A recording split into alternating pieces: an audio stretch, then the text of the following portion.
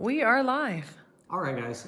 So what I do, I just run around, I take a bunch of pictures. I just put together some highlights. Not necessarily anything bad, just some things that might need a little bit more of an explanation for you.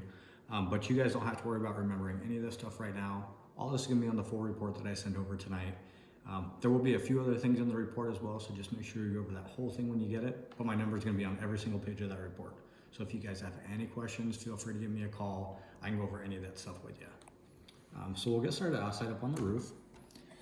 So it's a tile roof. These tiles are gonna last 100 years as long as nobody's up there jumping up and down, breaking the tiles.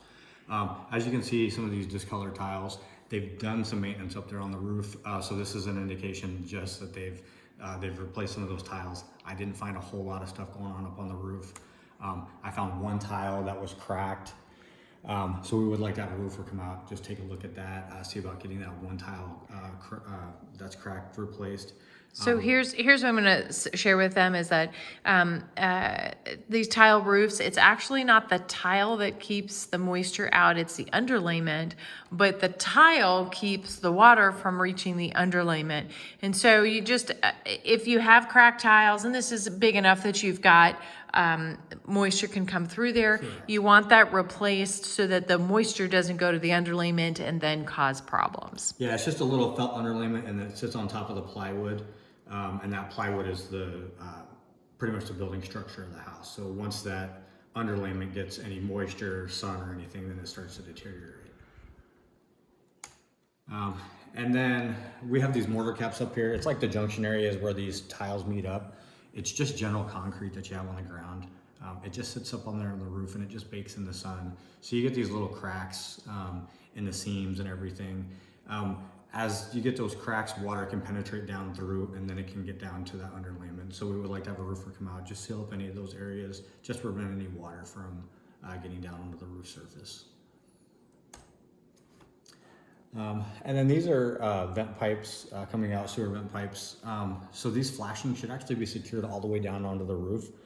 We just don't want to see any wind-driven rain get underneath these flashings. Then they can travel underneath the tiles and then they get down to that underlayment. So all this stuff is pretty much preventative maintenance right now. I didn't see a whole lot going on in the attic. I saw one spot in the house that looks like it's some old damage and one spot in the attic that looks like it's some old damage, but nothing that's current. We've had a lot of rain recently. A lot of rain in the last month. So if there was a lot of issues going on with the roof, you'd see a lot of indications throughout the house and in the attic. So, and then out the front of the house, they do have this big tree that overhangs the house. We would like to get all that cut back. Any of these trees, they can displace tiles, knock them off the roof, cause damage to them. They only secure the first couple rows of the tiles with roofing nails. Then the rest just kind of sit up there by gravity. They just, and their own weight, they just lay on top of each other.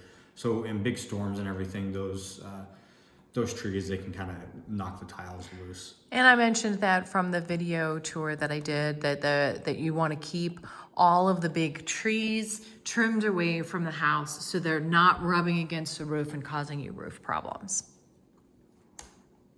And this is the little bit of damage that I saw inside the attic.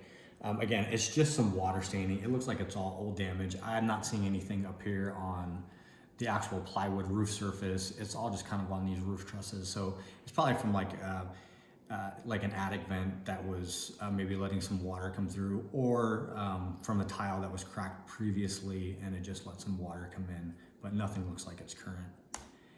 And there is one spot in one of the guest bedrooms in the back that has a little stain on the ceiling. So that picture is actually a picture. It's a picture of a ceiling. Yes. So right here, there's a little bit of discoloration, and they painted over it.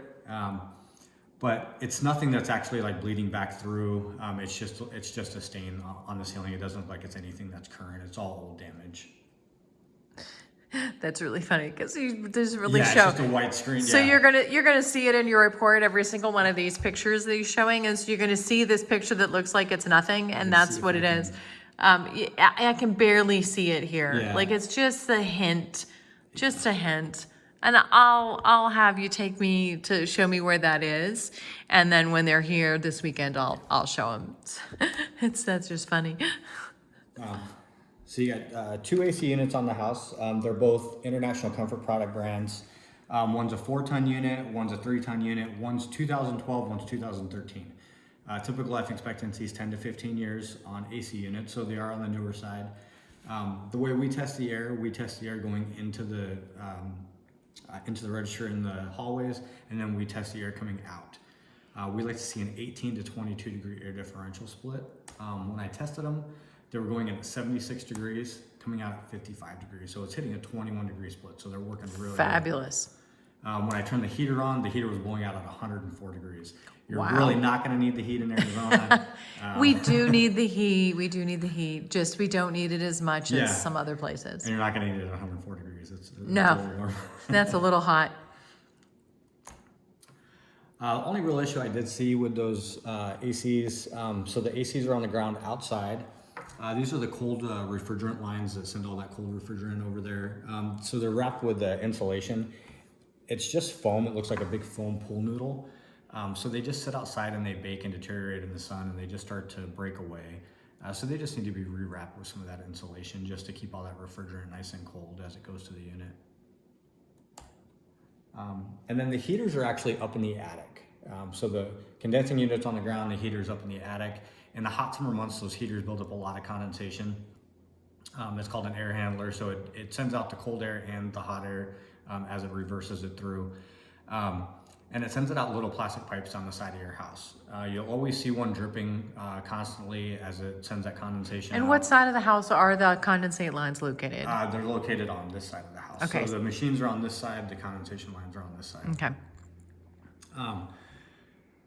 So you'll always see one dripping constantly. That's the primary line. So this tray underneath is the emergency line. And there's actually a plastic pipe that comes out from that. When those primary lines get backed up, it'll use this emergency line. So I am just showing the unit, the smaller unit actually utilized that emergency drain pan at one time. There's a little bit of rust and condensation evidence in there. So I just would recommend a service on the unit just to make sure they blow those lines out and it's running efficiently for you.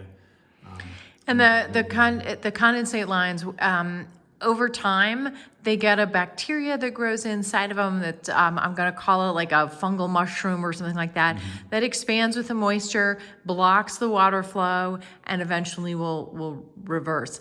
I usually take a shop vac and suck it out, Yes. and that helps. However, if that doesn't do it quite enough, that my shop vac didn't work this last couple of storms, and my AC guy came and used like a CO2 compressor and blew hard, and we got like a equivalent of about 2 soda cans worth out of those lines. So the lines are pretty long, and so they're and they can get blocked up. So in their servicing, if you do a servicing like this time of year where there's moisture present, then what you want to do is you want to make sure they blow those lines out occasionally. And it takes several years for, usually because we're so dry, but this last season, it's been so wet that if they were going to back up, it would be wet in there right now. Yeah, and I didn't see any active water. This is all old stains. So Good.